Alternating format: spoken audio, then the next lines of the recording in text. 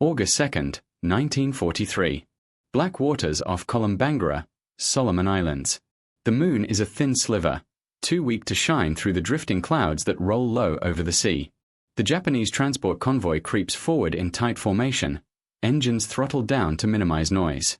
The sailors aboard the destroyer Harmacays blink into the darkness, their pupils stretched wide, their hands damp from the humidity, and from the fear that never truly leaves these waters. A faint drizzle patters against steel. The sea smells of diesel and rotting jungle carried by the wind. Lookouts stand rigid, shoulders stiff beneath their wet uniforms. Every man knows the danger. American aircraft by day, something else by night. Something faster, smaller, too slippery to hit with cannon fire. Something the Japanese still don't fully understand. On the starboard wing of the bridge, Petty Officer First Class Saito Tomoharu wipes rain from his face and lifts his binoculars again. He hates this stretch of sea. Messages from Rabaul say American torpedo craft, very small, far too small to be a threat, have begun slipping between the convoys. Saito doesn't believe it. Not really. The Imperial Navy is not outmaneuvered by mosquito boats. But as the wind falls silent, he hears it. A faint, high-pitched whine. Not the deep throb of a destroyer's turbines. Not the irregular beat of a fishing engine. It's a tight, angry buzzing, like a swarm of metal insects skimming over the waves. He lowers the binoculars slowly. "Captain," he whispers, unable to trust his own ears. There is something out there. Aboard the American boat PT-109, Lieutenant J.G. Frederick Harper hunches over the cockpit, rain stinging his eyes. The Elco's twin Packard engines growl beneath his feet, restrained for now at a low idle. The crew is silent except for the occasional click of the radar operator switching frequencies, sweeping the black water with invisible fingers. Inside the cramped chart room, Seaman Ray Carter traces the blips on the green scope. 2 destroyers, maybe 3 transports, heading northwest. They don't see us. Harper nods. Clouds hide the moon. The sea is flat. The radar gives them eyes the Japanese simply don't have. He slides open the cockpit hatch and calls quietly down to the forward torpedo mount. Stand by tubes 1 and 2. The men move with practiced calm. A PT boat is a knife, fragile, thin-skinned, but deadly if thrust at the right angle.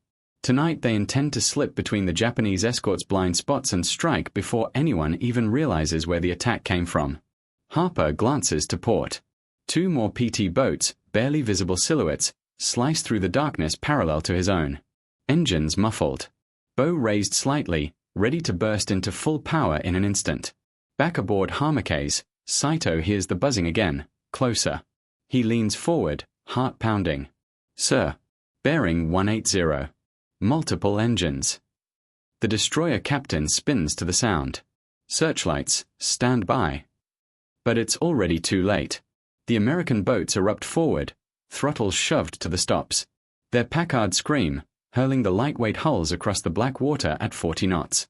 Harper braces as his boat jumps the waves. Spray whips across the deck like icy needles. The Japanese destroyer's silhouette swells rapidly ahead, a tall, dark wall. Carter calls out from below, range closing. They still don't have us. Harper grips the wheel tighter. "Helm, steady, steady, now bring us 10 degrees to starboard." PT-109 angles inward, threading the gap between 2 transports just as startled Japanese sailors look over their rails, eyes wide, mouths opening in confusion. The PT boat is too fast, too small, too sudden. It feels like a phantom cutting through their formation. The torpedo men wait for the order.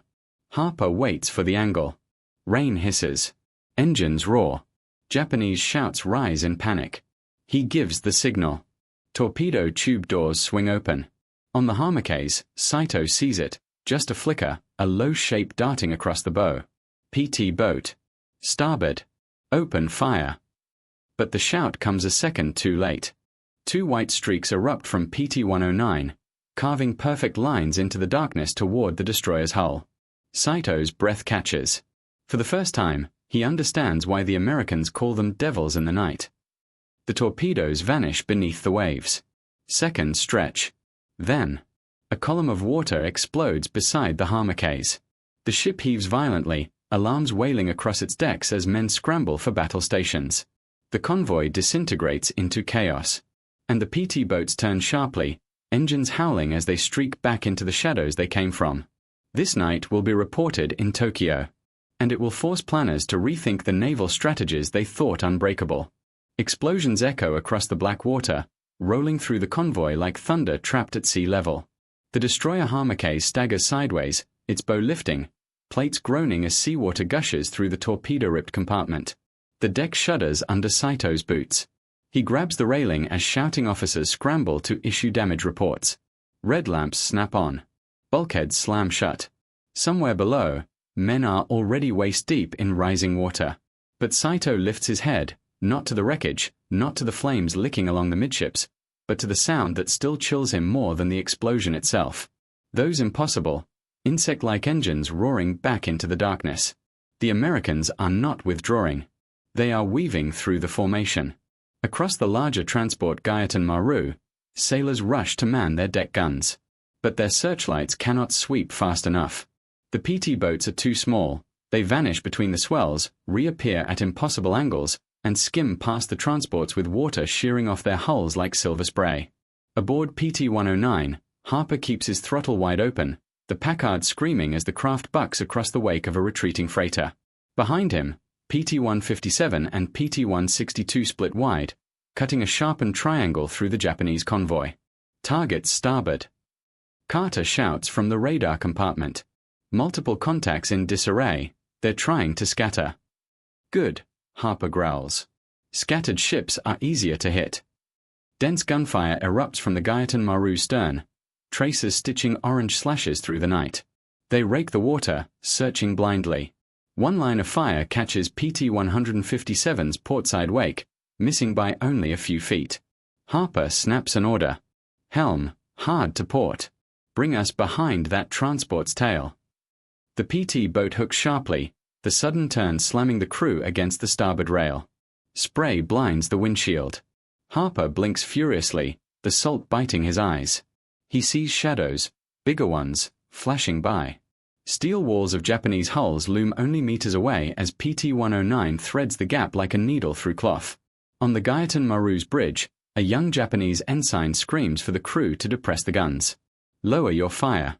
They are too close. But it's useless. Their weapons cannot track targets this small at this range. PT-109's engines roar, rattling every bolt in her frame. The forward torpedo mounts shimmer with spray as the boat banks, revealing the exposed flank of a slow Japanese transport just ahead. Tubes 3 and 4, stand by. Harper calls out. The torpedo men snap into motion, gripping the cold metal, steadying themselves as the deck tilts under their boots. A wave smashes across the bow. The boat shakes. Harper steadies the wheel. Angle, angle. He breathes through his teeth. Then, fire. The last two torpedoes streak into the night, disappearing beneath the transport's midsection. 5 seconds. 6. 7. A blast tears the quiet apart. Fire erupts from the transport's lower deck, blooming upward like molten gold. Black smoke spirals into the sky, illuminated from within. Men leap from the burning hull, splashing into the dark water as the transport reels violently. Harper doesn't linger. Full starboard. Get us clear. The PT boat leaps forward once more, outrunning the glow of the explosion behind them. Back on the Harmachase, Saito steadies his trembling hands. Through the steam and smoke, he sees all of it: the shattered transport, the zigzagging silhouettes of American boats, the wild gunfire illuminating the waves in stuttering bursts of red and white. None of their destroyers can lock a target.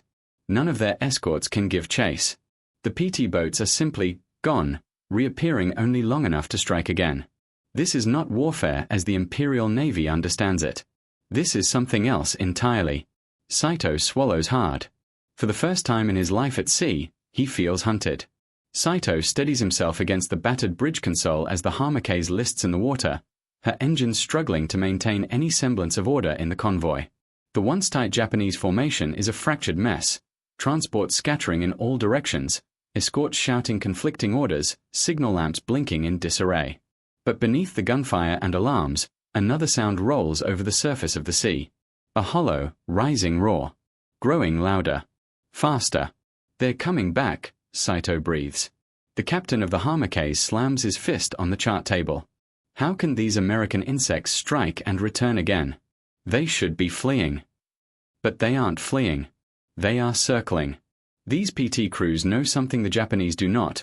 Once darkness falls, speed becomes a weapon stronger than armor. And tonight, the night belongs to the Americans.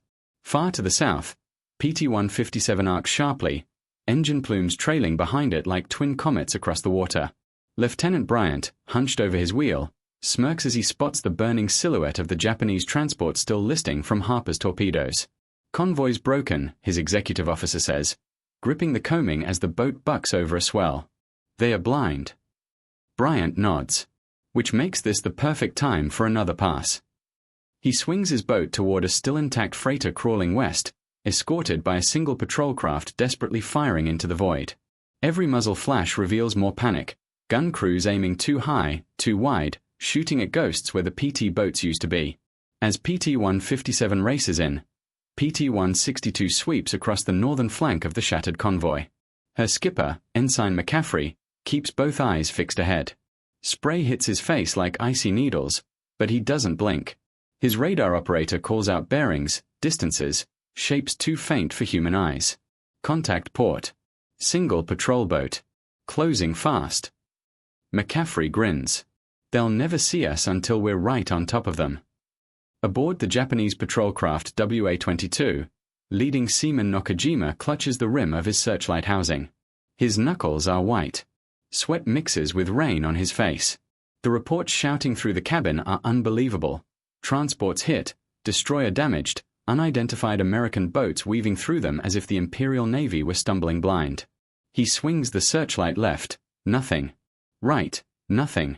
Only darkness and the echo of engines moving so fast he cannot tell where they're coming from. Where are they? His captain snarls. And then he sees it. A shape, small, dark, cutting across the surf like a razor. Contact. Port. PT-162 streaks past in a blur, engine screaming mere yards from the patrol boat's bow before the Japanese can bring a single gun to bear. The wake slams into the patrol craft, nearly knocking Nakajima from his perch. On board PT-162, McCaffrey shouts to his gunner, "Rake them as we pass." The .50 caliber guns erupt, traces slicing across the Japanese deck in a glittering arc. Sailors dive for cover as sparks shower from the patrol boat's superstructure. McCaffrey doesn't stop. He folds back into the darkness as quickly as he appeared, engines howling like some predatory beast.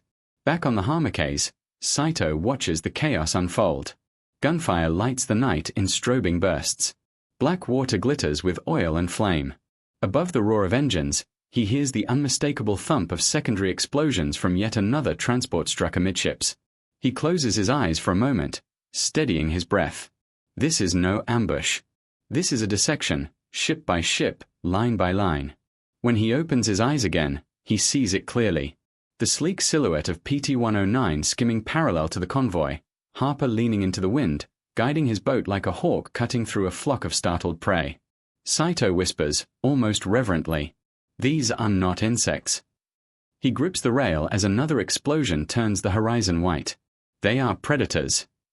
The glare of the latest explosion fades, leaving the sea once again swallowed in blackness. But the Japanese convoy no longer trusts the dark. Every man feels it. Their enemies are using the night itself as an ally, moving through it with confidence the Imperial Navy never trained for. Saito steadies his breath, staring at the distant silhouette of PT-109 as it vanishes behind the smoke of a burning freighter. Every instinct in him screams to fire, to chase, to retaliate. But the Hamake's guns swing helplessly, searching for targets that refuse to stay visible for more than a heartbeat. The spotters call bearings, shout warnings, curse into the wind, but it all feels useless. The PT boats are already somewhere else. Below deck, the damage control team struggle to contain the flooding. The ship vibrates with every pump cycle. Sheets of spray burst through ruptured seams. Yet even as they work, they hear it, the rise and fall of distant engines moving with unnatural precision. Not aimlessly. Not blindly. Purposefully. As if guided by something more than just eyesight. Aboard PT-109, Harper watches the radar display flicker with new contacts. The American boat's cabin glows dim green, the scope humming as it sweeps through the night with mechanical certainty. Carter marks each moving silhouette, a transport fleeing west, a crippled freighter drifting north, and something else. New contact, Carter mutters, leaning closer. Looks fast. Might be another escort trying to regroup. Harper nods. They're trying to form a defensive line.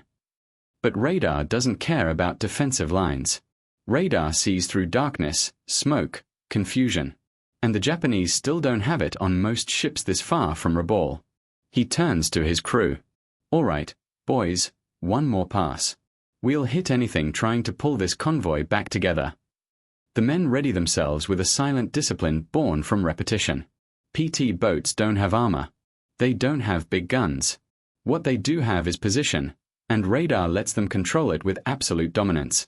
PT-157 and PT-162 move in concert with Harper's craft, forming a loose crescent around the shattered convoy. Their engines vary pitch as they adjust formation, each skipper following radar bearings instead of relying on guesses or moonlight. But aboard the Japanese ships, navigation has devolved into chaos. Signals clash. Orders conflict. Searchlights swivel aimlessly like blind eyes in a storm. On the patrol craft WA-22, Nokajima's captain attempts to reassert order. All escorts, form on my position. Protect the remaining transports. But the radio crackles with panic. We cannot see anything. They move too quickly. Gun crews report no visual targets, request illumination. Negative. Illumination will expose us. Hold your fire. The arguments layer atop the gunfire until the commands become meaningless. And in that confusion, PT-157 makes a move.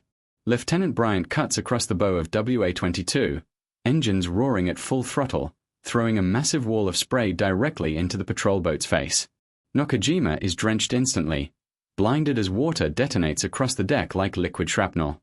Before the patrol crew can recover, PT-162 sweeps behind them, her twin.50s erupting in another blistering burst. Sparks leap from the Japanese mast. The radios crackle into silence as the antenna shears away. Bryant chuckles, banking sharply. They're deaf now. Swing wide, let Harper finish the transports.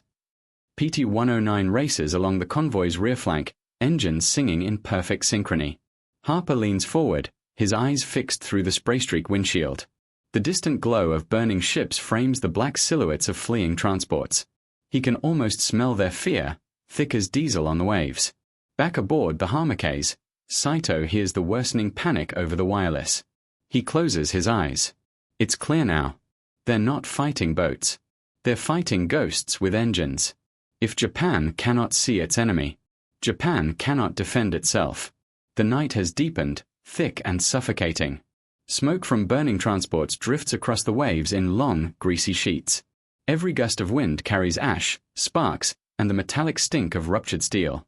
The convoy, once a proud, disciplined column, now limps across the Solomon Sea like a wounded animal, bleeding fire into the darkness. On the Harmacase, Saito clings to the railing and squints into the shifting clouds of smoke. The destroyer's bow still lists, but the pumps have slowed the flooding enough to keep the ship moving. Barely. His captain stands rigid beside him, jaw clenched hard enough that veins trace along his temples. This humiliation will be written in Tokyo, he mutters. We have allowed ourselves to be cut apart by torpedo dinghies. But even he no longer speaks with certainty, because the dinghies aren't done.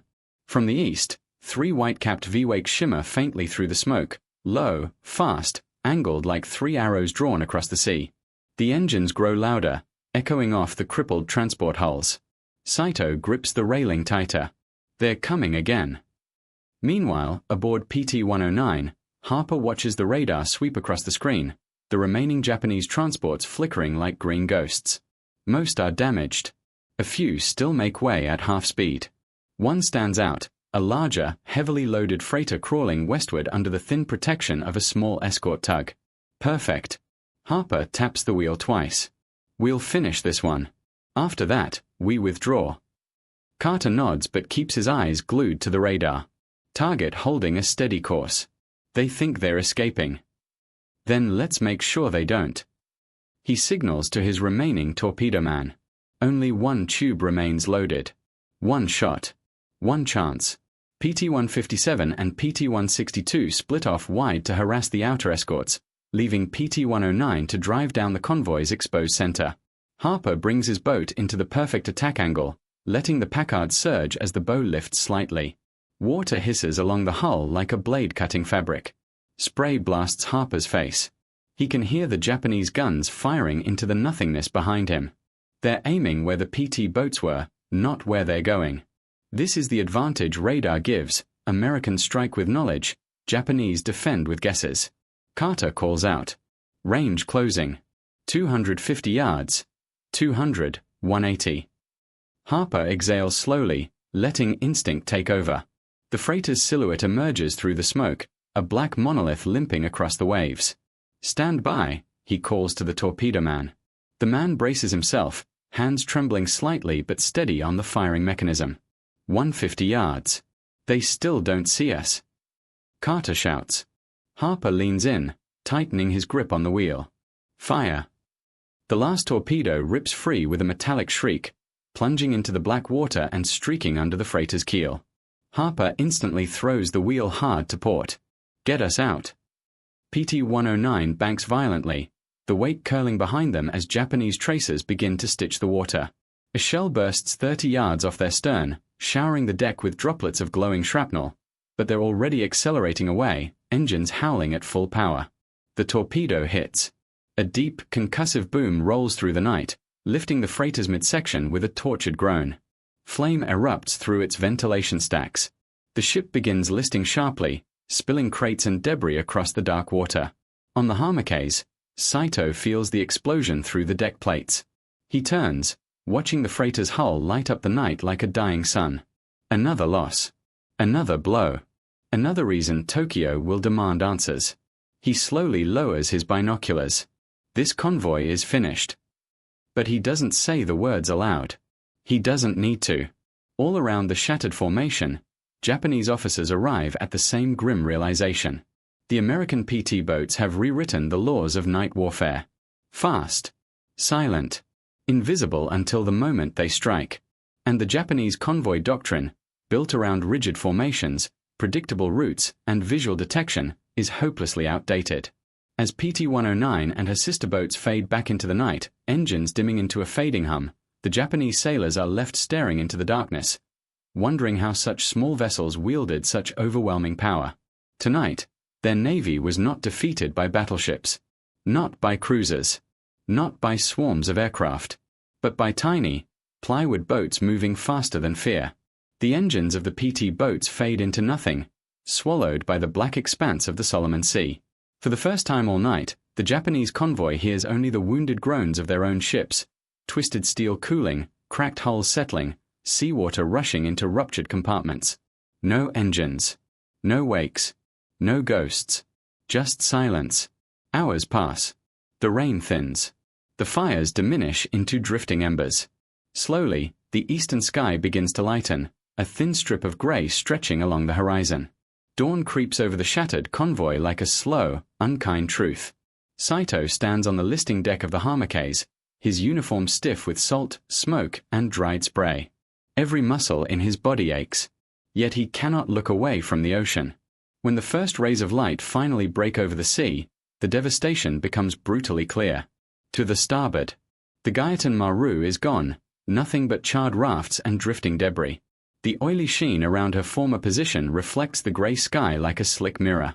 To the port, another transport burns low in the water, its stern half submerged. Smoke curls upward in lazy spirals. Men cling to floating planks, shivering in exhaustion as they wait for rescue. Farther out, a third freighter lists so heavily that her propellers break the surface with every slow roll. She is still afloat, but she won't stay that way for long. The convoy that once numbered over half a dozen ships has been reduced to a drifting graveyard. Saito swallows hard, his throat tight with shame. No massive shelling. No bombardment by cruisers. Just 3 small enemy boats that struck with surgical precision and disappeared before the Japanese could respond. His captain joins him at the rail, face pale beneath the morning light. This cannot be allowed to happen again, he murmurs. Our doctrine, our night formations, they are relics. We were blind out there. Blind to the Americans. blind to the sea itself. Saito nods slowly. He understands. Everyone aboard does. The PT boats didn't just attack the convoy, they exposed its weaknesses. Exposed the entire assumption that Japanese ships could dominate night waters through discipline and tradition alone. A single advantage, radar, had broken that illusion completely. The captain continues. We will report everything. Every detail. Tokyo must know, these Americans fight differently. They strike small, but think large. And Saito realizes what frightens him most. The PT boats didn't fight like surface ships at all. They fought like airmen. Like submariners. Like predators using speed, surprise, and technology to choose when and where to strike. And the Japanese convoy had never stood a chance. Miles away, as the sunlight climbs the sky, PT-109 cruises quietly toward its base at Rendova. Harper stands at the wheel, face windburned and exhausted. The engines purr steadily behind him, exhausted, but intact. Carter sits slumped beside the radar, wiping condensation from the scope. They'll feel that one, he mutters. Harper allows himself a small, tired smile. They already did. Behind them, PT-157 and PT-162 trail calmly, their silhouettes gentle and harmless in the morning light, nothing like the predators they had been hours earlier. As they approach the mouth of the bay, Harper glances back at the fading horizon. Smoke clouds still rise faintly to the north. He knows the Japanese will adapt. They will grow cautious. They will change their routes, add more escorts, strengthen their patrol patterns. But the message has been delivered. Loudly. Irrefutably. Small boats, fast boats, could gut an entire convoy in a single night. And from this point forward, the Imperial Navy will fear the darkness in a way it never did before. Saito watches the drifting wreckage one last time. Harper steers his PT boat toward home. Two men on opposite sides, each understanding. Night belongs to whoever can see first. The morning sun rises fully now, throwing long beams of gold across the heaving Solomon Sea. The wrecks cast jagged shadows across the water, twisted reminders of a night that rewrote the rules of naval warfare. What remains of the Japanese convoy limps westward, guided by tugboats and escort craft that survived only because they were overlooked in the chaos. Saito leans against the Hamakei's scorched bulkhead. For the first time in his naval career, he feels the full weight of uncertainty pressing against his ribs. If this is what 3 PT boats can do, what happens when 20 attack at once? Or 50? Tokyo will demand answers, but the answers will wound pride as deeply as any torpedo. Hours later, as the crippled ships attempt to regroup, damage control teams continue their grim work. Sailors haul exhausted survivors from the sea. Oil slicks drift between life rafts. The air is heavy with smoke and the low moans of the injured. Saito's captain moves along the ruined deck, inspecting damage, speaking quietly with wounded officers. His uniform is torn, his boots soaked, but his voice remains steady. These waters belong to the Americans now, he says, not with anger, but with a stark resignation. Until we adapt, every convoy we send will be hunted. And indeed, within weeks of this ambush, Japanese naval planners will begin escort screens will become thicker, more flexible. Night routes will change. Convoys will scatter rather than cluster. And for the first time, serious efforts will be made to acquire and deploy shipboard radar. Because the truth has become impossible to ignore. America's small, fast craft have exposed a blind spot the Imperial Navy never acknowledged. Meanwhile, far to the south, PT-109, PT-157, and PT-162 return to Rendova under a pale morning sky. Their hulls are battered, paint stripped by near misses and salt spray, but they move with an easy confidence, predators returning home after a successful hunt. Harper guides his boat into the calm shelter of the bay. The chaos of the night feels distant now, like a fever dream. Crewmen on the docks wave them in, eager to hear how the attack unfolded. Carter steps out of the radar cabin and stretches, sore but grinning. Think they'll rethink their convoys? He asks with a grin. Harper smirks. They'll have to. The men begin tying lines, unloading spent shell casings, and checking the engines that had screamed through the night. The smell of gasoline and wet wood fills the bay, a sharp contrast to the ash-covered ruin they left behind. As the crew disembarks, Harper lingers for a moment at the bow, staring north. He isn't thinking about glory or credit. He isn't thinking about medals or reports. He's thinking about what comes next. The Japanese will adapt. The Americans will counter-adapt. Night after night, the Solomons will echo with the roar of engines. One side striking, the other scrambling, both trying to seize control of waters that refuse to belong to anyone for long. But the lesson of the night is clear. Speed can be armor. Information can be a weapon. Darkness can be an ally. And small wooden boats, dismissed by Tokyo as mere mosquito craft, can shatter an entire convoy and reshape a nation's naval doctrine. As the sun climbs higher, PT-109 settles quietly against the pier. The battle is over. But its consequences are only beginning. Saito watches the wrecks fade into the horizon. Harper watches the horizon itself. Both men know that the next night will come. And with it, another hunt.